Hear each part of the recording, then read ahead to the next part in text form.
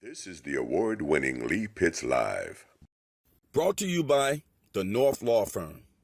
For car accidents and negligent security cases, call Joe at 239-337-1191.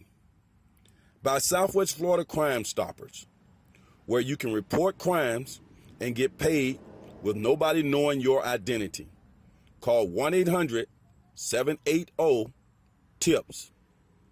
By Solomon's Air Conditioning Incorporated. No matter what the weather condition is outside, have it your way inside.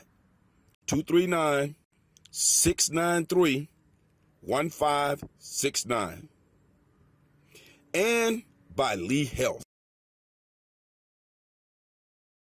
Southwest Florida, welcome to another edition of Lee Pitts Live. We're so thrilled to come to you from Mount Hermon Ministries, a pillar in our community, one of the great churches in America, under the leadership of the Reverend Dr. William Glover and First Lady Cheryl Glover. The accommodations here have just been outstanding. We have a fabulous show in store for you today here on Lee Pitts Live, and of course, I am Lee Pitts. Get a chance to talk to the chief of the Fort Myers Fire Department, Tracy McMillion.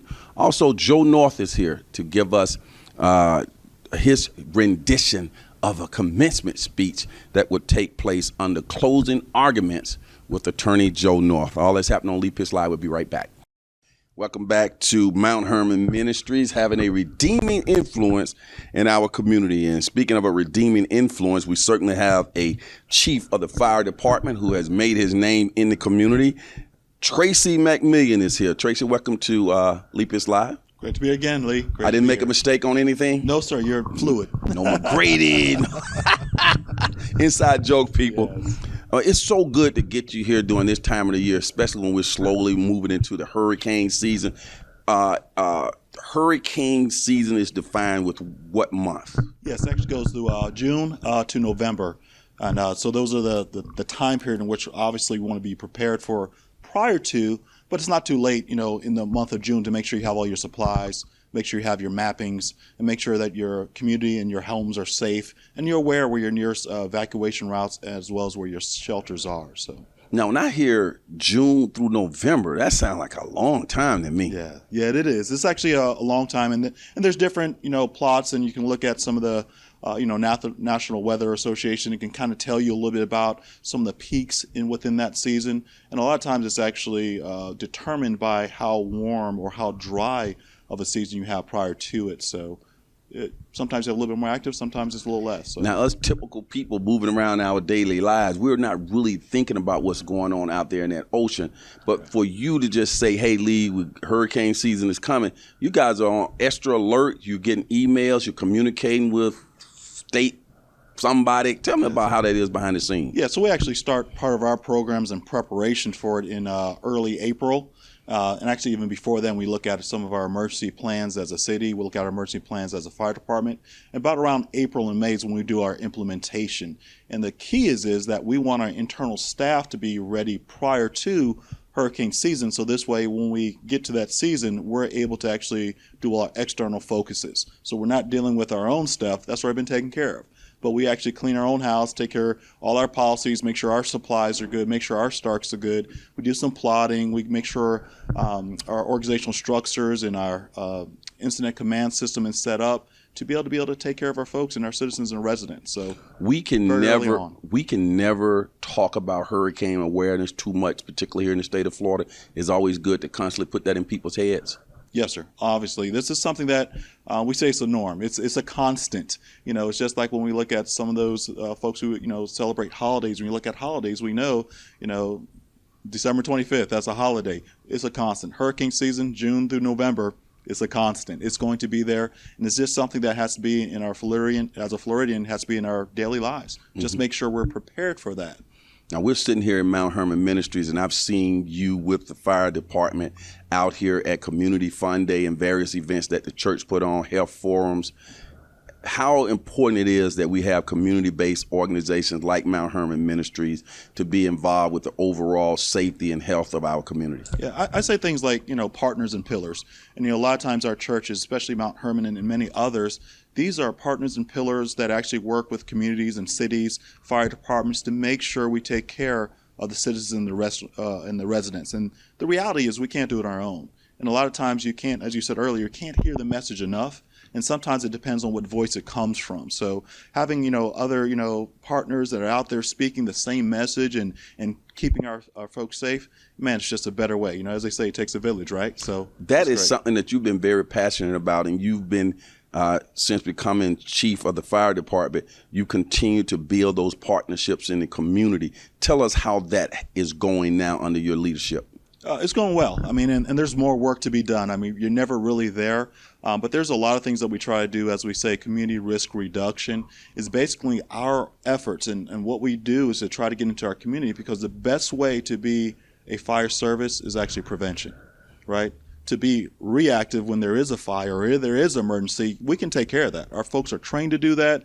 They can do it. But however, if we can get on the prevention side of it, if we can prevent it from even happening, that gets us more safer. So having opportunities to be with community partners and pillars in the community to kind of get that message out, it just furthers our ability. All right, it furthers our ability to make sure our communities are safer. Take me behind the scenes when we first started to have the pandemic in the country. How does a fire department sit down and strategically plan how you're going to keep your firefighters safe and then go out and make rescues and save people and all of that? How do you go about that? Are you out there with gloves on with the water hoses? I think you got those big gloves on anyway, though. Yes, sir. Yes, sir. It's a different concept. There's a major change. One of the things that was great for this particular pandemic was the CDC. Florida Department of Health, Lee County Public Safety, and Lee County Fire Chiefs Associations. We're all working in coordination and collaboration to make sure that we are all on the same page. So there was a lot of late nights and early mornings to keep our folks safe. So what we did was just looked at what was the best recommendations from CDC. What was Florida Department of Health saying? How can we institute that into our response matrix and how we go about to serve the community to do that? So one of the things that we did is we started wearing, as popular term now, N95 mask. We started wearing sure that we're wearing gloves. And so the recommendations from the CDC for healthcare workers was very spelled out, very detailed. And so we took those recommendations and made those policies, made those directives. And one of the things that we did, we just tried to look at a lot of internal things that we could do to make sure that not only at work our folks were safe, but also going home. One of the things he talked about with this pandemic, with the COVID-19, was actually folks being carriers. So we want to make sure that we as responders were not being carriers and taking any disease or anything like that, not even though we're not symptomatic, and taking that to our homes, right, or taking to our loved ones. So we did a lot of regimented policies, procedures, operational norms that we changed. We made ones that should make our staff and our crews just a little safer. And I would think that you guys who are trained at the unexpected, improvisation, being able to adapt to certain situations, that just allowed you to continue to be responsive and be able to deal with whatever circumstances are in front of you? Yes, sir. Our folks are emergency responders, and change is our life. So what we do is we're used to change and we hear change, but even with that change, the biggest thing, and this goes into relationships, but the biggest thing is communication. That's one of the things that we actually did a lot more of during this time, during that pandemic, is communication. We had daily meetings, daily briefings, weekly briefings, and we just actually had a lot of communication because things were moving quickly and fast, as everyone knows. So it was really important to make sure we got our responders the best information as quickly as possible. So we increased our communication just to make sure they understood the change that was being made. Now, final question as it relates to a broader context of the pandemic and how it's going to impact on various municipalities around the country. We've been hearing about it. Are we going to have any type of decline in the quality of fire services that we get as a result of the financial situation that the country has been experiencing with the shutdown?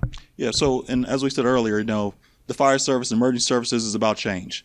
We are designed and developed, and part of our training is to be able to overcome and adapt. So we believe that we're in great shape right now. We believe that the resources are there to be able to provide that service. Our our responders are still trained as they can be. They're still right on top of it, so we're gonna be good. The reason I'm smiling, I'm saying, okay, Tracy comes in, becomes the chief of the fire department, and before a year goes by, the unexpected that happens once every 100 years just drops in there, and all that does is now it can't get any more complicated than this. So if you move your way through this, and everything else is a lot easier. I mean, you could never have predicted that, right? Yeah, the term "trial by fire," right? So in December I get that appointment and everything's good, but when you start getting validated, and that is an important thing, and as a leader, and that's one thing I'm learning each and every day, and I go to my mentors and I go to folks who have sown into my life as far as what leadership is. This is something that every leader should be tested, should be tried.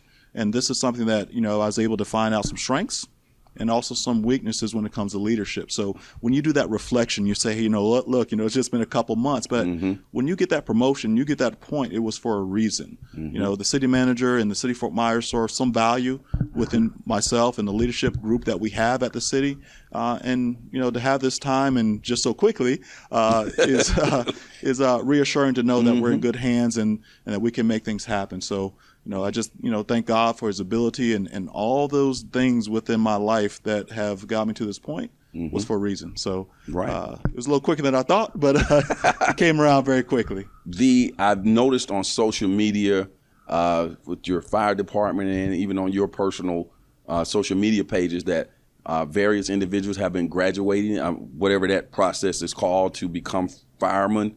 They're posting pictures, you congratulating them. I'm seeing a decent amount of diversity there too with some of the people who are becoming, what's the word, finishing the academy, or what would that be? Yeah, so everyone that we currently have picked up and over the last year have been certified, but we put them through a rigorous 8-week orientation. So they met the qualifications to get their certification, but we wanted to give them some on-the-job training for the city of Fort Myers. So we had to define what are the elements and the processes that we need you all to be ready for day one before we put you on that apparatus to go respond. So they go through an 8-week, very vigorous training, and they did well. And then they're on a year probation in which there's actually touch points, benchmarks, and evaluations that are taking place quarterly. And then on the final end, they have one huge evaluation that they did.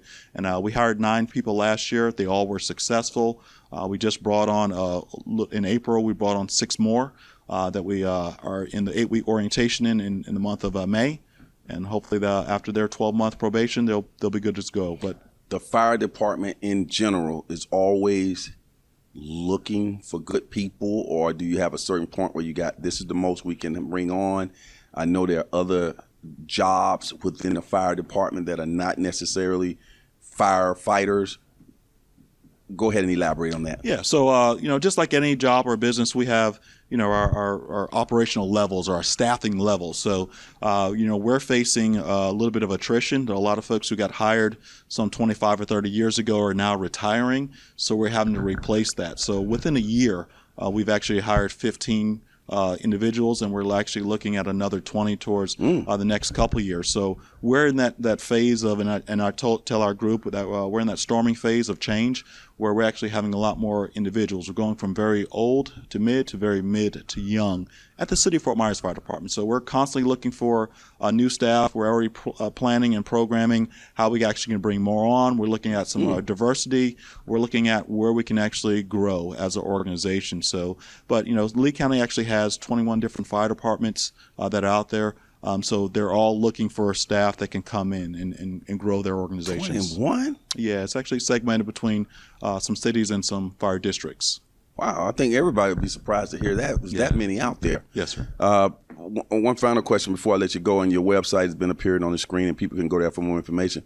When we hear about these large brush fires out wherever, is that the whole, everybody who's available, all hands from all the different municipalities? Are you guys merging onto those big fires? Yeah, so there's a very coordinated at a local level, a county level, a state level, and even a region level that actually these are mitigated and taken care of. So some people are very familiar with the large fire that they had at the airport not too long ago, where there was close to 3,600 cars or so that actually burned. That was a coordinated effort with all those fire departments. So we have mutual aid agreements, we have automatic aid agreements, we have regional resources and allocations of those resources to be deployed to these type of incidents. So if there's a brush fire in a particular region, it's already been pre-planned. There again, going back to the earlier state, if we can prevent something, right?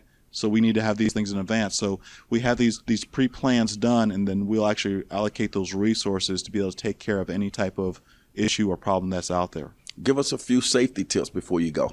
As always, right now, as we're dealing with this, 6 feet of distance, wash your hands, and if you can, as always from a fire thing, make sure you have working smoke detectors. Make sure you close your door when you go to sleep, and drive the speed limit. I mean, don't text while driving. That's still a biggie, huh? It is. It is. You guys get to see what happens. Is more, a lot of these accidents are from texting. Yeah, I mean, there's a good, number of them that are, so when you look at a distracted driver, our law enforcement brothers and sisters will go out and enforce that. But unfortunately, on the tail end, when, those accidents happen, we have to deal with the aftermath of that. Every time I talk to you, I always have this extra question because I'm so inquisitive about this. Now, when those firemen arrive on the scene at, say, an accident, before the ambulance, before the paramedics, you guys arrive at different times. It all varies, right? Yes, sir. What can we expect in terms of health care or medical training from a fireman as opposed to the paramedic? Yeah, so we're dual certified. So that means we have all our firefighter certifications, and we also have our medicine or our clinical certification. So we have advanced life support. Our folks are EMTs and they're paramedics as well. So Really? we can actually provide the same medical service, but we don't have the abilities to transport.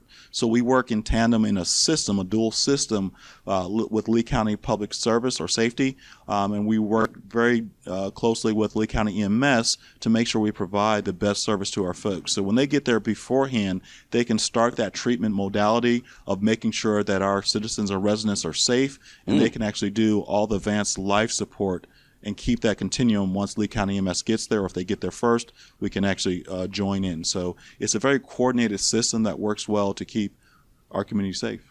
Man, that's just outstanding. We're so thrilled and so happy to have a fire department that you've gotten a chance to put your stamp on. Keep up the good work, and thanks for coming out. Thank you so much, Lee. Always a pleasure. All right, we'll be right back. Lee Pitts Live is a Lee Pitts Enterprise production. Hello, everybody. This is Lee Pitts, the host of the award-winning Lee Pitts Live here on Fox 4. We appreciate you watching our show here on our YouTube channel. Subscribe to our YouTube channel, clicking below. Let everybody else know that they can subscribe as well. Also, when we're on the air on Fox 4, you can also catch us streaming live at 8:30 a.m. in the morning on fox4now.com. Just click on live and you get us all types of ways at your convenience. That's Lee Pitts Live.